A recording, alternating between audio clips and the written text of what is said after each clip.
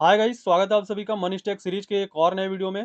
तो गाइस, इस वीडियो में आप फाइनली हम लोग डेटाबेस में डेटा को इंसर्ट करके देखने वाले हैं यूजिंग नोड जीएस और मोंगोडीबी। ठीक है। तो गाइस, जो लोग भी देखो इस वीडियो पे नए हैं ना, उनको मैं बता दूं कि पिछले हमने कुछ वीडियोस में नोड जीएस का जो प्रोजेक्ट है वो सेटअप करके रखा हुआ है। ठीक है। तो आप यहाँ लेफ्ट साइड में देख सकते हो, ये नोड जीएस का प्रोजेक्ट है जिस नोड ट्यूटोरियल नाम से। उसमें हमने देखो कॉन्फ़िगरेशन वगैरह डेटाबेस से कर रखा है। ठीक है।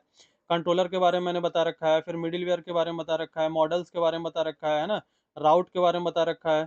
तो देखो, जो लोग भी नए हैं और उन लोग इन चीज़ों के बारे में नहीं पता है और ये पढ़ना चाहते हैं, मैं भी, तो मैं एक देखो सेपरेट प्लेलिस्ट बना करके डिस्क्रिप्शन बॉक्स में डाल दूंगा। आप वहाँ से सारा ये जो चीज़ें मैंने बताई हैं आपको, वो आप वहाँ से देख सकते हो। ठीक है। इसके अलावा गाइज, मैंने देखो मोंगो डीबी और को कैसे इंस्टॉल करते हैं और उसमें जो कनेक्शन क्रिएट कैसे करते हैं, वो चीज़ भी मैंने बता रखी है ना। तो सारा चीज़ आपको उस प्लेलिस्ट में मिल जाएगा गाइज। तो जो लोग भी नए हैं वो जा करके उस फॉलो अप कर सकते हैं। ठीक है। अब देखो, अब इस वीडियो में हम लोग क्या करने वाले हैं कि सबसे पहले हम लोग इंसर्ट करने के लिए हम लोग क्या करेंगे, अपने डेस्कटॉप पे चलते हैं। और यहाँ पे देखो, एक ये मोंगो डीबी है ना हमारा, इसको हम लोग क्या करते हैं, मोंगो डीबी कैंपस को ओपन करना पड़ेगा, है ना, क्योंकि डेटाबेस तो हमें पहले से कनेक्ट करके रख लेना है। तो यहाँ पे देखो, सिंपली ये थोड़ा ओपन होने में टाइम लग रहा है। देखो, ये फाइनली ओपन हो गया।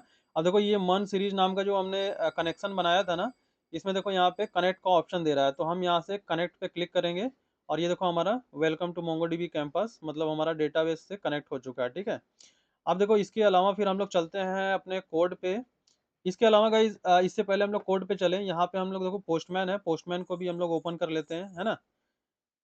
तो क्योंकि जब भी हम डेटा इंसर्ट करेंगे तो पोस्टमैन के थ्रू ही करेंगे। हालांकि ये मन सीरीज है, तो बाद में हम लोग फिर रिएक्ट का यूज़ करके डेटा को इंसर्ट करेंगे, है ना। तो अभी फिलहाल के लिए देखो, यहाँ पे हमारा ये पोस्टमैन खुल चुका है। अब हम लोग चलते हैं कहाँ पे, अपने कोड में। ठीक है। अब कोड में देखो, सबसे पहला काम हम लोग करेंगे गाइज, ये जो कंट्रोलर है ना, यूज़र कंट्रोलर, इसमें हम लोग एक मैंने यहाँ पे देखो एक कोड लिख रखा है यूज़र कंट्रोलर के लिए। उसको हम लोग यहाँ से कॉपी कर लेंगे और फिर अपने कोड में जाएंगे और यहाँ पे जो सबसे टॉप पे, मतलब जो इंपोर्ट किया है उसके जस्ट नीचे हम लोग इसको रख देंगे। ठीक है। तो देखो, सिंपली मैं आपको इस कोड का मतलब बता दूंगा इस कि ये जो क्रिएट यूजर फंक्शन है, ये एक एसिंक फंक्शन है जो कि देखो दो पैरामीटर कंटेन कर रहा है, एक रिक्वेस्ट का और रिस्पॉन्स का। ठीक है। तो ये देखो, एक रिक्वेस्ट करके हम लोग इसके आगे जो रिक्वेस्ट दिए हैं और ये रिस्पॉन्स दिया है हमने, ये देखो हम लोग एक्सप्रेस से यहाँ पे इंपोर्ट कर रहे हैं। तो जो हम लोग एक्सप्रेस से रिक्वेस्ट और रिस्पॉन्स इंपोर्ट करते हैं ना, वो बेसिकली टाइप को बताता है कि किस टाइप का हमारा रिक्वेस्ट है और किस टाइप का हमारा रिस्पॉन्स है। ठीक है। उसके अलावा फिर गाइज देखो, इस फंक्शन में नीचे आएंगे तो यहाँ पे देखो प्रोमिसेस, ये प्रोमिसेस रिटर्न करेगा। तो उसके बाद इसके इस फंक्शन के अंदर देखो, यहाँ पे ट्राई लगा हुआ है ना। ट्राई में हम लोग क्या कर रहे हैं कि यहाँ पे जो रिक्वेस्ट डॉट बॉडी है ना, ये जब आप लोग एपीआई से मतलब पोस्टमैन से जब आप लोग हिट करोगे कोई भी एपीआई, तो ये रिक्वेस्ट डॉट बॉडी में ही आता है। ठीक है, जो भी आपका रिक्वेस्ट आता है। तो उसके बाद फिर क्या होता है कि इसको हम लोग देखो डिस्ट्रक्चर कर रहे हैं, यहाँ पे नेम, ईमेल, फोन और एज, हम ना, है ना। हम लोग यहाँ पे पांच जो फील्ड्स है उसका जो डेटा लेकर के हम लोग डेटाबेस में इंसर्ट करने वाले हैं। ठीक है। तो अब देखो, सिंपली हम लोग क्या करेंगे, नीचे हम लोग आएंगे तो यहाँ पे देखो यूजर लिखा हुआ है और यूजर में देखो ये यूजर जो है हमारा मॉडल है। ठीक है। ये जो हमने पिछले वाले वीडियो में मॉडल क्रिएट किया था ना, देखो यहाँ से हम जब नीचे आएंगे ना, जो ये हमने देखो दिखा दे रहा हूँ, ये जो स्कीमा क्रिएट किया था, इस स्कीमा में हम लोग मोंगूज का यूज करके देखो मॉडल क्रिएट कर रहे हैं और ये यूजर नाम का एक टेबल क्रिएट कर रहे थे, जिसको कि हम लोग एक वेरिएबल में रख करके यहाँ से एक्सपोर्ट कर रहे हैं। ठीक है। तो ये बेसिकली ये जो मॉडल है वही जो है हमारा डेटाबेस में इंसर्ट करने में हेल्प करता है। ठीक है। तो सिंपली देखो, हम आ गए यहाँ पे कंट्रोलर में। कंट्रोलर में ये जो यूजर है इसको हमें क्या करना पड़ेगा, इंपोर्ट करना पड़ेगा, है ना, मतलब इस मॉडल को इंपोर्ट करना पड़ेगा। तो चलो, यहाँ पे देखो मैंने ना कोड में लिख रखा है ऑलरेडी। इस चीज को मैं यहाँ पे कॉपी कर लेता हूँ और इसके नीचे हम लोग यहाँ पे पेस्ट कर देंगे। ठीक है। अब देखो, यहाँ पे जो यूजर है इसका देखो एरर रिजॉल्व हो गया, यहाँ पे रेड अंडरलाइन नहीं आ रहा है। देखो, यहाँ पे एक चीज और आपको समझने वाली है कि जैसे ये क्रिएट लिखा हुआ है, तो आप चाहे तो यहाँ नेम ऐसे करके और यहाँ पे कॉलन दे करके नेम दोबारा लिख सकते हो, है ना। मतलब देखो, जैसे हम लोग अपना ऑब्जेक्ट पास करते हैं ना, ये की होता है, ये वैल्यू होता है। तो इसको आप इस तरीके से भी यूज कर सकते हो, और अगर आपका जो फील्ड नेम है और जो आप वहां से सेंड कर रहे हो, अगर दोनों सेम ही है ना, तो इसको आप क्या करोगे, एक ही रख दोगे, तब पर भी ये आपका काम कर जाएगा, है ना। अब देखो ये जो क्रिएट यूजर है ना, इसमें एक एरर आ रहा है। तो आई थिंक कि मैंने देखो यहाँ नीचे भी ना मतलब जब मैंने पिछले वाले वीडियोस में ये सारी चीज़ें एपीआई वगैरह के बारे में बताई थी, तो मैंने यहाँ पे क्रिएट यूजर नाम से फंक्शन ऑलरेडी क्रिएट कर रखा था। तो मैं इसे अभी क्या कर रहा हूँ, कमेंट कर दे रहा हूँ, है ना। अब देखो यहाँ पे हमारा क्या हो गया, जो भी ये जो क्रिएट यूजर वाला जो एरर था वो रिजॉल्व हो गया, है ना।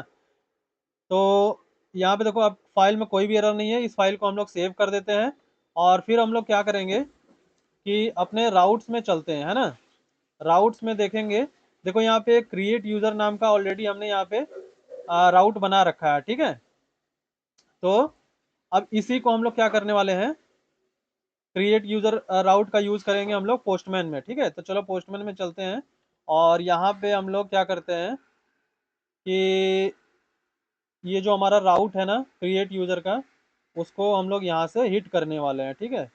लेकिन यार एक चीज़ गाइज मैं भूल गया, है ना। मैं आप लोग को वो चीज़ बताता हूँ कि ये देखो जो ये जो है ना, आपको उससे पहले इस जो सर्वर है हमारा नोड जेएस का, उसको स्टार्ट करना पड़ेगा। देखो यहाँ पे लिखना पड़ेगा npm run dev, है ना। इतना करके आप सर्वर स्टार्ट रखोगे तभी तो आपका ये 5000 पोर्ट पे चलेगा। तो देखो ये यहाँ पे देखो ये मोंगो डीबी भी हमारा कनेक्टेड सक्सेसफुली हो गया, है ना।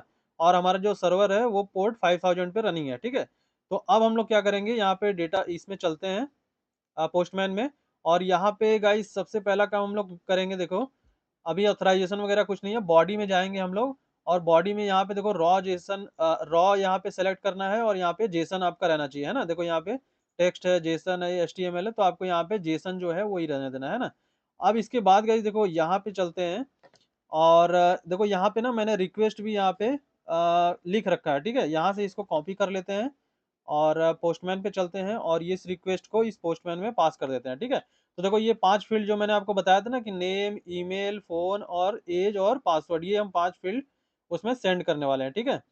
तो और ये जो रिक्वेस्ट है गाइज, ये पोस्ट रिक्वेस्ट है ना। तो यहाँ पे हमें पोस्ट रिक्वेस्ट चूज कर लेना है ना, क्योंकि देखो मैं आपको दिखा दूं यहाँ पे, देखो यहाँ पे राउटर डॉट पोस्ट लिखा हुआ है ना, पोस्ट रिक्वेस्ट है। तो सिंपली अब हम लोग फाइनली जो है इसको यहाँ से सेंड करने वाले हैं, तो सेंड करते हैं। और यहाँ पे देखो लिखा हुआ है कि internal server error success false हो गया, फेल टू क्रिएट यूजर, है ना। तो यहाँ पे हम लोग कोड में चलेंगे और कोड में यहाँ पे देखते हैं। और कोड में जो हमारा देखो ये वाला रिस्पॉन्स आया, कैच वाला, ट्राई वाला मतलब नहीं चला है ना। अब क्यों नहीं चला है उस चीज़ को देखो एक बार हम लोग कंसोल करते हैं। यहाँ पे देखो आई थिंक हमें एक काम करना पड़ेगा कि ये जो हम लोग पोस्टमैन से जेसन पास कर रहे हैं ना, उसके लिए हमें देखो यार ऐप डॉट टी एस वाली जो फाइल है ना, मतलब हमें एक्सप्रेस ने एक फीचर दिया है कि जब भी हम इस तरीके का जेसन यूज करेंगे तो हमें ये चीज़ करना पड़ेगा। यहाँ पे देखो ऐप डॉट और यहाँ पे यूज का यूज करेंगे, है ना। और यहाँ पे एक चीज़ लिख देंगे कि EXPRESS एक्सप्रेस डॉट जेसन, है ना।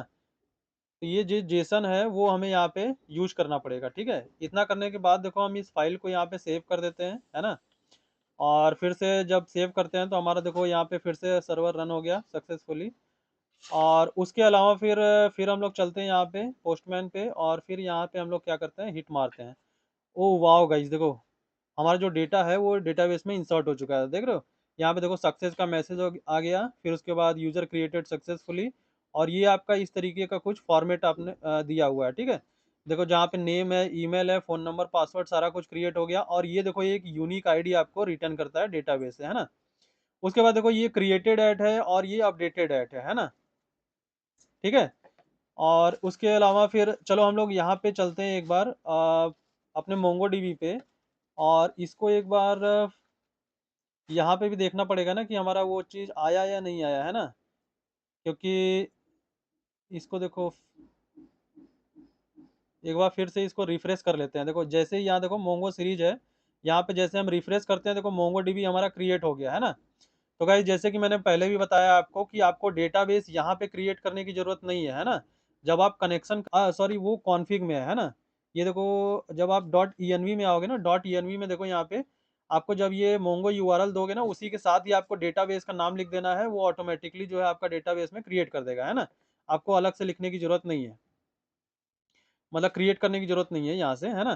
तो आप देखो ये मोंगोडीबी है, मोंगोडीबी के अंदर हम लोग चलते हैं, देखो यहाँ पे यूज़र नाम का एक हमारा टेबल इसने क्रिएट कर दिया है और यहाँ पे देख सकते हो कि यूज़र नाम के टेबल में हमारा जो नेम, ईमेल, फ़ोन नंबर और ये सारा कुछ हमारा स्टोर हो चुका है, ठीक है? तो अब 1 सेकंड, ये सारा जो फ़ीचर है ना मोंगोडीबी का, वो भी मैं आपको बाद में बताऊँगा, है ना? फिलहाल के लिए ये देखो कि आप जो डेटाबेस में हमारा जो मेन काम था इंसर्ट करना, वो हमारा हो चुका है, ठीक है? तो गाइज़ आई होप कि आपको देखो चीज़ें समझ में आ गई होंगी। अगर कुछ प्रॉब्लम है, कोई भी अगर आपको चीज़ फँस रही है, तो आप मुझे कमेंट करके बताओ, है ना? मैं उसका रिस्पॉन्स ज़रूर दूँगा।